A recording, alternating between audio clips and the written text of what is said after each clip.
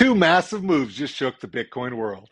First, Bitwise just pulled off a historic in-kind exchange with its Bitcoin ETF, something Wall Street said couldn't be done. And second, the U.S. House just dropped a hammer by adding a ban on central digital currencies to the defense policy bill. That means no Fed coin, no digital dollar surveillance tool. These aren't just headlines. These are turning points for adoption and for freedom. If you own Bitcoin, or you're just watching history unfold, you do not want to miss this breakdown. What's up, family? It's Coach Massey, and you're locked into the Daily Hodl. I'm so happy to have you. Today, I'm bringing you two major Bitcoin stories with long-term impact. Bitwise becomes the first spot Bitcoin ETF to complete an in-kind exchange. This is a big deal because it's not about cash-settled games anymore. It's about actual Bitcoin moving into the big hands of big players. You see, the U.S. House adds a CBDC ban to the defense policy bill. That's lawmakers saying, no thanks, Fed, we don't want your digital dollar. And that has massive implications for privacy, freedom, and the role of Bitcoin as a true alternative to fiat. We're going deep today. What it means, why it matters, and how it impacts the Bitcoin journey. And stick around to the end because I've got a question for you that I really want to hear your take on. Okay, let's start with Bitwise. For months, when spot Bitcoin ETFs launched, critics said, okay, sure, but these are just paper games. They always talk about paper Bitcoin. They're not real Bitcoin ownership. It's all cash created, cash redeemed. No real Bitcoin is moving. Well, the argument just got destroyed today. So what happened? Bitwise just became the first spot Bitcoin ETF to process an in-kind exchange.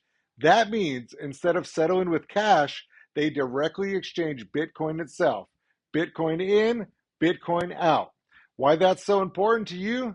Direct Bitcoin custody is important because institutions aren't just dealing with dollars. They're actually handling Bitcoin. This reduces counterparty risk and builds trust with everyone in the Bitcoin community. Tax and efficiency benefits, while in-kind exchanges cut down tax burdens and transaction costs for investors. It makes the ETF more attractive. In legitimacy, this pushes Bitcoin further into the mainstream. If ETFs are working with real Bitcoin, that strengthens the asset class itself.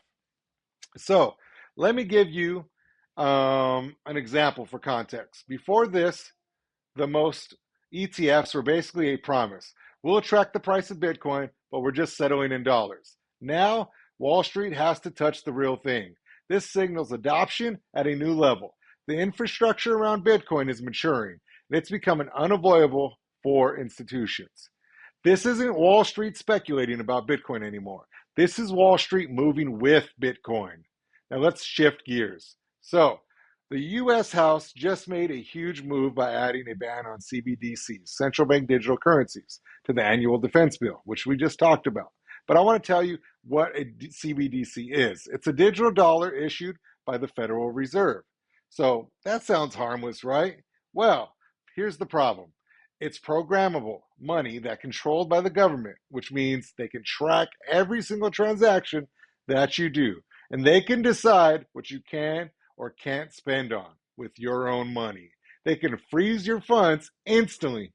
And it's financial surveillance at full-blown scale of the government. So why this matters to you should be obvious. But think about this. By putting this ban into the defense bill, lawmakers tied financial freedom directly to national security. They're saying we don't want the Fed to have that kind of control of us or our money. And it's not just politics, it's protection for you and the everyday person. So what this means for Bitcoiners altogether, it's a huge privacy shield. If CBDCs are blocked, Bitcoin remains the strongest alternative for digital transactions without surveillance. Okay, it also means freedom of choice. You won't be forced into a government-issued coin. You can opt into decentralized money. And lastly, validation. Lawmakers recognizing the danger of CBDCs is a major step toward legitimizing Bitcoin as the better option. Think about this. Countries like China are already having CBDCs, and they use them to monitor their citizens. The U.S. taking a stand against it? Well, that's massive, right? Because instead of rolling out surveillance money, lawmakers just took a stand for financial freedom. And the Bitcoin that you have and I have is here to stay and is easily the clear winner. So let's zoom out a bit. On one hand, institutions are being forced to interact with real Bitcoin. Bitwise just proved it. But on the other hand, politicians are pushing back against government controlled money. So the bigger picture is easy. Adoption is accelerating on the institutional side. Protection is emerging on the political side. Both of these trends push Bitcoin further into its role as the foundation for financial freedom. So again, why this matters to you. If you're stacking sats, you're part of this movement. This involves you. These headlines aren't just news stories. They're milestones on the journey to Bitcoin becoming unstoppable. And that's what I want. And this isn't hype. This is history unfolding in real time while you're alive of the change of money, of the old guard to the new guard. So here's my question for you. Which story do you think is bigger for Bitcoin's future? The in-kind ETF exchange that proves Wall Street has to handle Bitcoin directly, or the CBDC ban that protects your financial freedom? Drop your thoughts in the comments. I'll be reading and replying because I want to hear from my Bitcoin family. So make sure you smash that like button, subscribe to the channel, and share this video with someone who loves staying on top of Bitcoin news. The more Bitcoin the message spreads, the stronger this movement becomes. And that's what I want for everybody. So remember this. This is not financial advice. It's for education and information only. Always do your own research before making any investment moves. That's your Daily Hodl. Stay sharp, stay disciplined, and as always, Lead.Pray.Hodl. I'll see you on the next one.